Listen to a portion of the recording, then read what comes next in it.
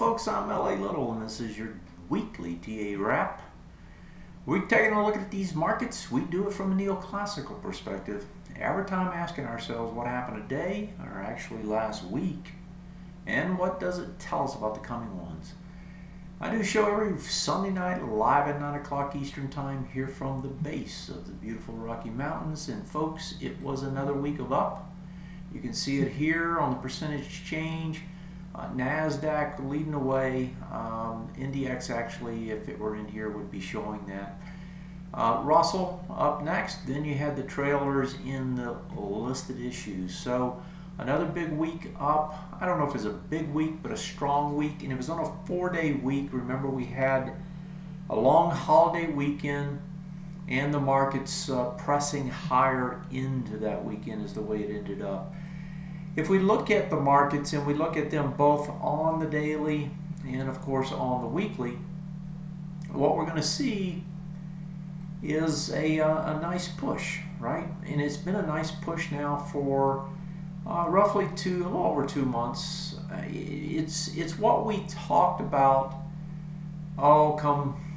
back in May when we started breaking out.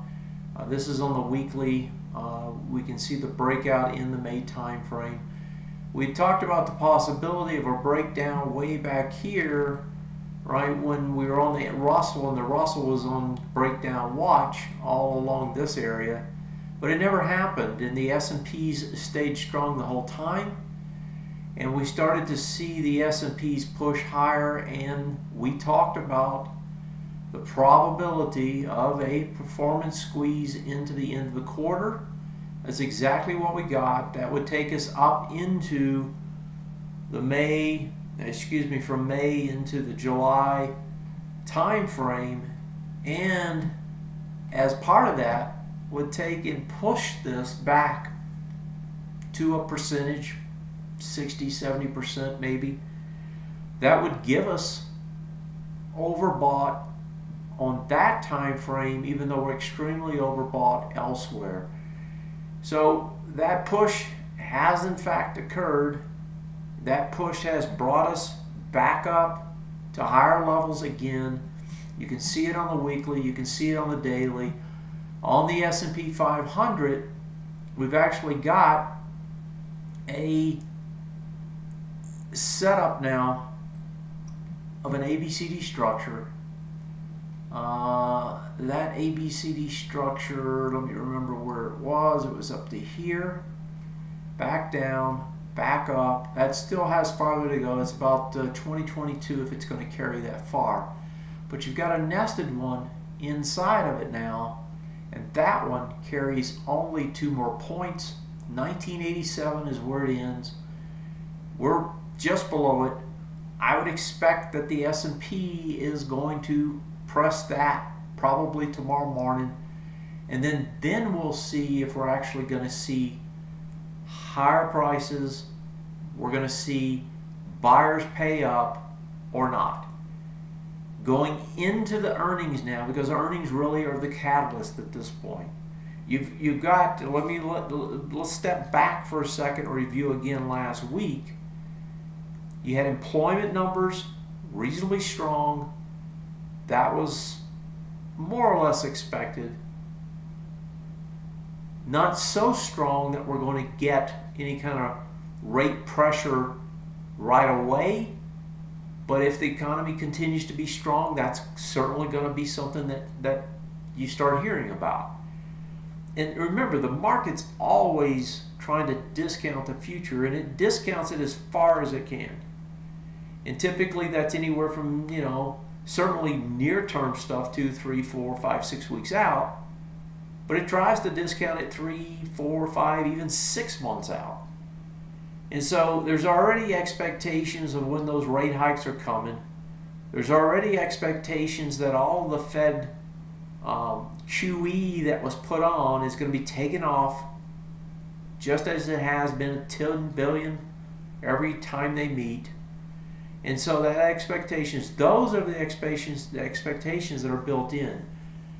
You've also got earnings expectations, and you have European ECB refinancing targeted LTROs. We got new news on that on Thursday, which actually also helped to push this market higher.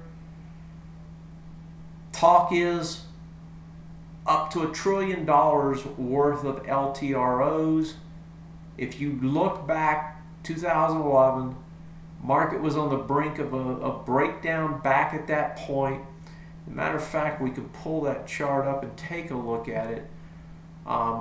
That potential breakdown, as it were, was rescued, so to speak, as a result of the LTROs that took place back then. So here's 2011. This is when the announcement came in 2011. Market was on the brink of a serious, or on the brink of a serious breakdown. It was in this time frame. It actually came out. Here on this big bar down. It was end of November, early December. That was when they made their announcement. They were going to target funds, and the market never has pulled back since then. Now, it wasn't just what took place in Europe. Of course, we had QE come out here in 2012, August. That was this low. That also led us to a straight up move. That one is playing out. That's the one that's been in effect, that's slowly being taken away and will be fully taken away by the end of this year. But the one that's in Europe now promises to be twice as big as it was back then. And so that effect also now is allowing this market to move higher. And so you've seen these tremendous moves up. It's hard not to correlate them with what the central banks around the world have been doing. I mean, you had the LTROs here, you had the Fed doing its thing here, you had Japan starting to do its thing there.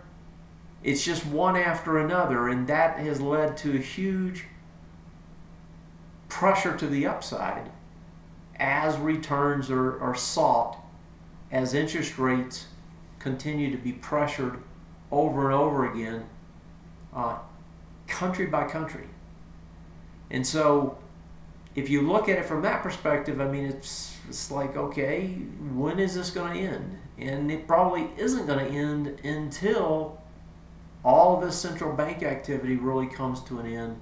It's starting to happen here. It's about to happen in Britain. Just starting in essence again in Europe.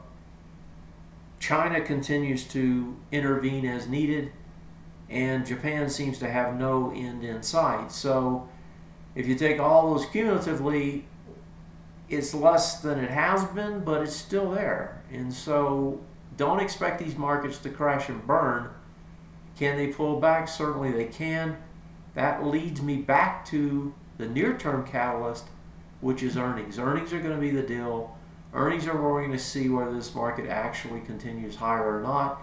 If earnings come in extremely strong compared to what's expected, because believe me, they're discounted to some extent already, then you're not going to see this market press that much lower. Or if they're extremely strong, it could potentially press even higher because they're not discounted that much. So that's really what the catalyst is. Alcoa this week, Wells Fargo, JP Morgan, those are the big names this week. General Electric, you got other names next week. So you're going to see a large set, well, some large financials and the industrials into next week starting to push in. After that, then you start really getting the slew of earnings, and that's when we'll really see what's going to happen. But we're set up strong into earnings. That means they have to be good. If they're not good, this market's going to sell down on the news. And that's typically what happens. Now, going back, we have the ABCD structures in place. They're almost to play out. That's on the S&P 500. If you look on the Dow the Dow has its ABCD structure about to finish, and that's only about 20 points higher. If you look on the Russell has its ABCD structure about 1217. That's only from Friday's high. If you go back to here on July 1st high, it was only 4 points from there. So it's not that far away. And then if you go over to the NASDAQ, remember the NASDAQ had triple ABCD bullish structures in place all at the same time. They have all finished at this point. Same thing with the NDX. So on your tech issues, they've already ran out. You still have small percentage gains that could still be had elsewhere. And if I look at it from that perspective, projections being met, earnings season coming up, that tells me that it's going to be a lot harder to move up this week than it was last. And as you know, last week I was bullish. So in a nutshell, you have to think they're going to try to pull this market back in some this week, and then it's going to be up to earnings. So some sort of a pause, some sort of a pullback, and then earnings. If we get deep here, 43.71 is the number. We're up at 44.85. So if you drop 100 points, you're just doing a retest, regen. And the reason I'm pointing that out on a weekly here is on a weekly basis, you could get, in this case, 100. You could even get 200 points down on the NASDAQ, and it would just be a normal correction. It would be nothing more, right? That would just set up the potential, if you did a full retest regen, that would just set up the potential for a nice ABCD structure to the upside. So, when you're looking at it from that perspective, realize these markets can drop a decent percentage and still be quite ordinary in terms of a pullback. If you look at it on the weekly, same thing. I mean, this thing could come back in very easily. You don't even have major support until you get down here. So this thing could easily drop 100 points and there'd be nothing to it. Just set up another ABCD structure. So if you see some weakness coming in, realize it can carry farther. Having said that, if you've made this run up, and I've been reasonably bullish the whole way, if you've captured most of this run and you think to yourself, okay, how much farther can it go? Can it go up to here? Well, maybe, but that's going to be a struggle. How far can it pull back? Well, it can certainly come back this deep, right? It could certainly get back into here somewhere. That's 100 points. Do I want to push for the next 20 or 30 points with a 100-point risk? It doesn't make that much sense to be buying up here. You have to start thinking that you protect what you've made, and that you start thinking that you're going to get a pullback at some point. So you want to free up some cash for that scenario. And so that's kind of the way this thing's set up. If we look into sectors, really, there's just not a lot happening. I mean, last week you had a small push. I mean, a small amount of volume on a big push up. So if you look at the major sectors, you're not going to really see much there that's going to tell you anything different. IYT over the highs. If you look at the semiconductors, I'm pulling to the weeklies here. They're over the highs. If you look at the XLB, and I'm just running down the list, over the highs. It's this way all across the board. If you look across the board, all sectors, save the industrials, are bullish on all time frames. And matter of fact, we've been bullish so long on the long term, the intermediate term, and now we're becoming extended on the short term, that it says the probability of us going higher is getting much more narrow, much more less likely than the probability of us pulling back. So just remember that as you're sitting here dwelling on what you should or shouldn't do coming into the new week. Let's look at the ox markets, and I'm going to look at some things I don't get a chance to look at often, so I'm going to just flip through all of these. DBA, that's breaking down finally. So this is the grains. The grains really got hit. The EEM, the emerging markets, actually pushed up, broke out, and so they've got a nice big push going. And they're going to test the top. So emerging markets, frontier markets, not quite the same story. Takeaway bar on Friday. These guys are struggling actually. If we look at the currencies, and the reason to look at the currencies is if we look at the FXE, for example, if we pop over here, you can see that it's selling back down, and that's true on a weekly. And if you get a sell-off in the euro, that's probably going to push the European stocks higher, and it's probably going to put pressure on our equities because that makes our dollar stronger, which hurts our exports, which actually hurts the large corporations because a lot of their earnings come from overseas, and unless they're hedging properly, they're going to take a hit on those overseas profits. Gold pulls back, gets into the bar. Gold has had a nice big run. Gold needs to retrace. Maybe gold's finally going to retrace. If we look elsewhere, copper on a huge spike up. 3 out of the last 4 bars, 3 of them broke swing point highs. If you look over on the weekly, you can see the pressure mounting to the upside. This had for quite a while now, had a huge set of different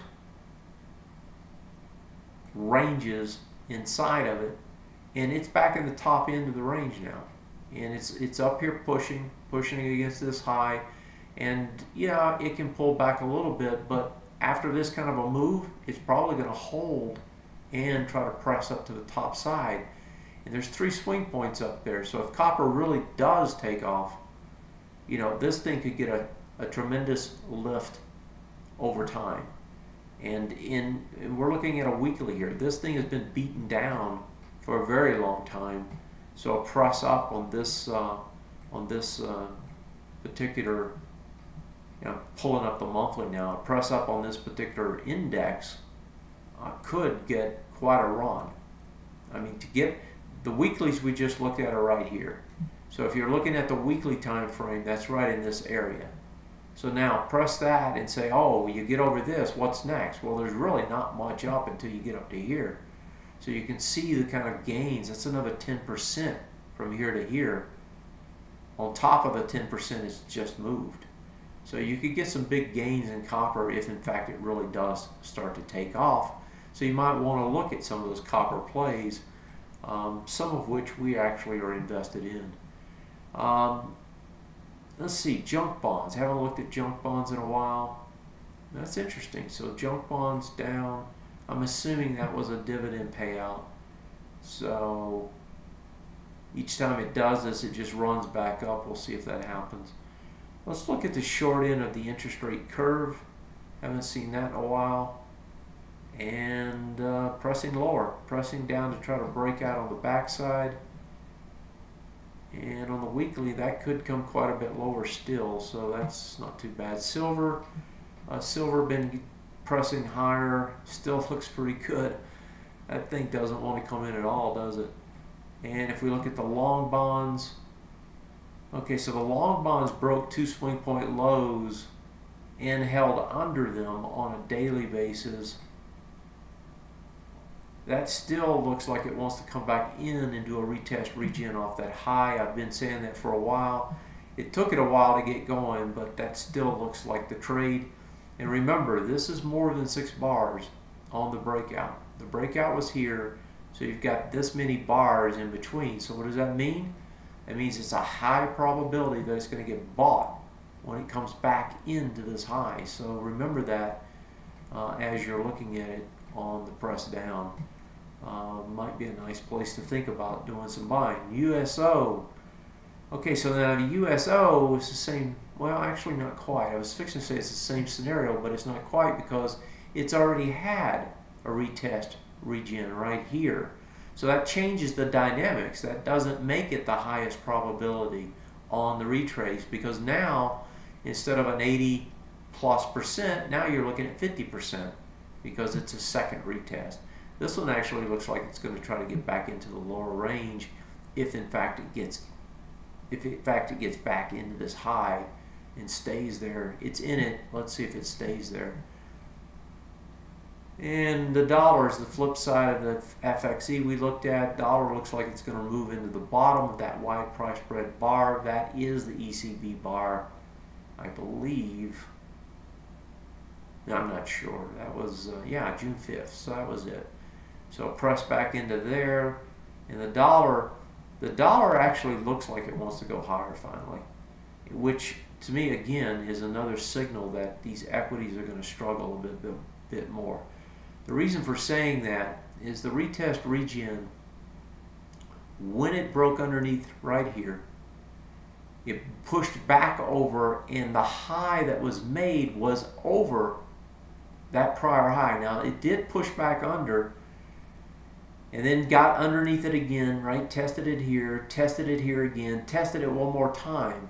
Can't break it down, folks.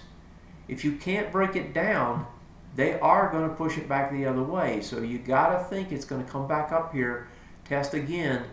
Third time up, probabilities are very low that this is going to hold.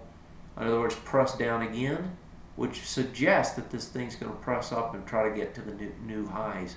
And by the time it gets there, it potentially may have two swing point highs.